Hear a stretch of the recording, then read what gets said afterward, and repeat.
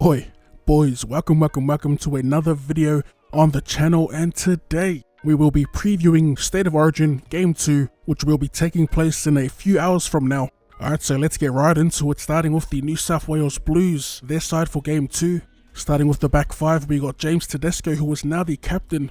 I think it was a dual captaincy role along with Nathan Cleary, but yeah, anyway, the back five, Tedesco, Dan Tupou, Clint Gutherson, Jack Whiten, and Josh Addo-Carr. So no changes in the back five. And I think the biggest talking point for the Blues back five, much like game one, is their centers. There's no specialist centers. They opted to go with, or to stay with Gutherson and Whiten, who they're both not bad players by any means. They just got beat, or I should say they just got outplayed last week by the Queensland centers. So in the halves, they have Cody Walker and Nathan Cleary.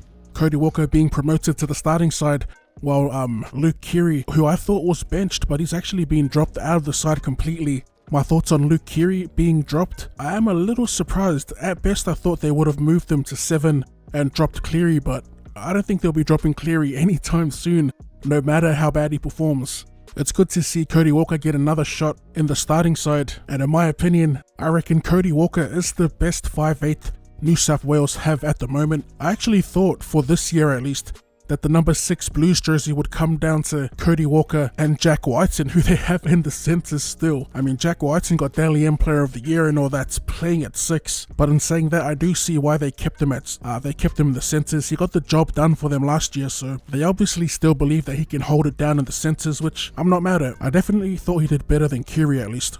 Speaking of Keary, I said it in last week's preview video, but I still don't think Luke Keary is 100%.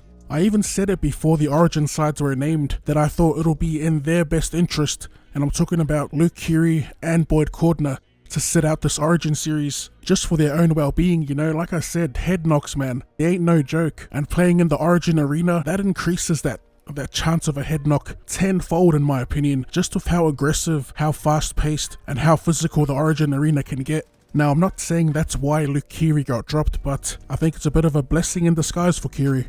Moving on to the forward pack, starting with the front row, we got Daniel Saifidi, Damien Cook, and Payne Haas. In the second row, we got Angus Crichton, Tyson Frizzell, and at lock, Jake Trbojevic.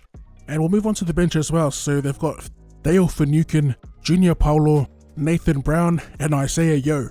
So there's been plenty of reshuffling and plenty of movement amongst the forward pack and the bench. They've got Payne Haas starting, Junior Paulo being demoted, I guess, to the bench. I'm thinking the logic behind that switch is Paulo might have more of an impact coming off the bench.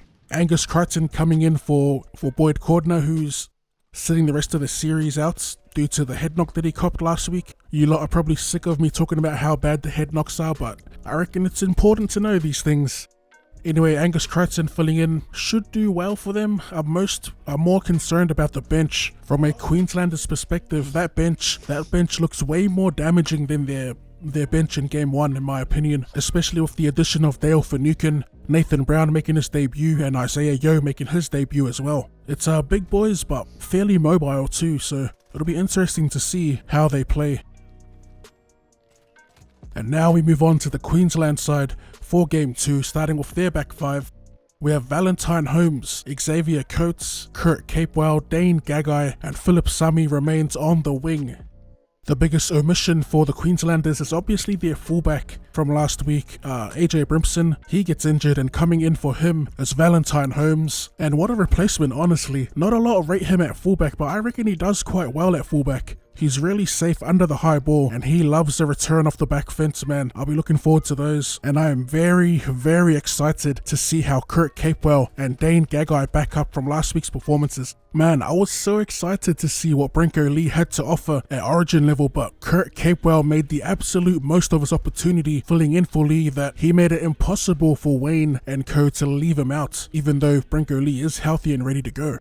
In the halves, we have Cameron Munster and Daly Cherry Evans. Munster, easily the best number 6 in the league. And Daly Cherry Evans, he's coming off, in my opinion, a breakout performance at State of Origin level. Yeah, I reckon he played his best game in a maroon jersey last week. There's just always been that doubt about Ches at Origin level, much like Mitchell Pearce. Solid players during the NRL season, but never quite elevated when they were representing their respective states.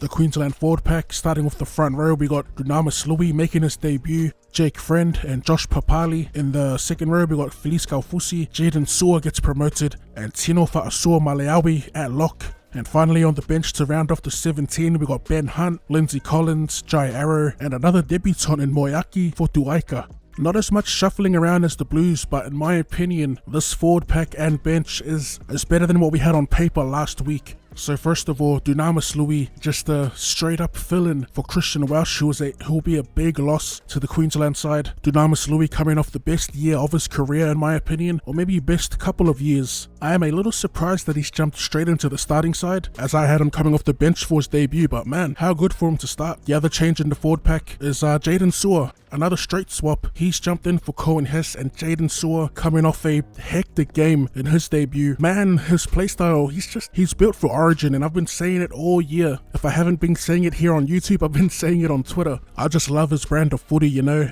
Hard-nosed, hard-hitting, and very reliable. And the other change on the bench, Moeaki Fotuaika. He's been very solid for the Titans this season, arguably their most consistent player, and just another one of those safe, reliable forwards. He definitely shows traits of a potential long-term pick for the Queenslanders, and I'm keen to see how he responds on his debut. It should be interesting. Now as for my pick for Game 2, and come on, you know I'm a Queenslander, you know I'm going to pick Queensland. And after last week's performance, I'm a little more confident that they can wrap the series up here, as I do feel like this team, compared to last week's team, is a much better side. What I'm most excited for this week is the response from Clint Gutherson and Jack Whiten.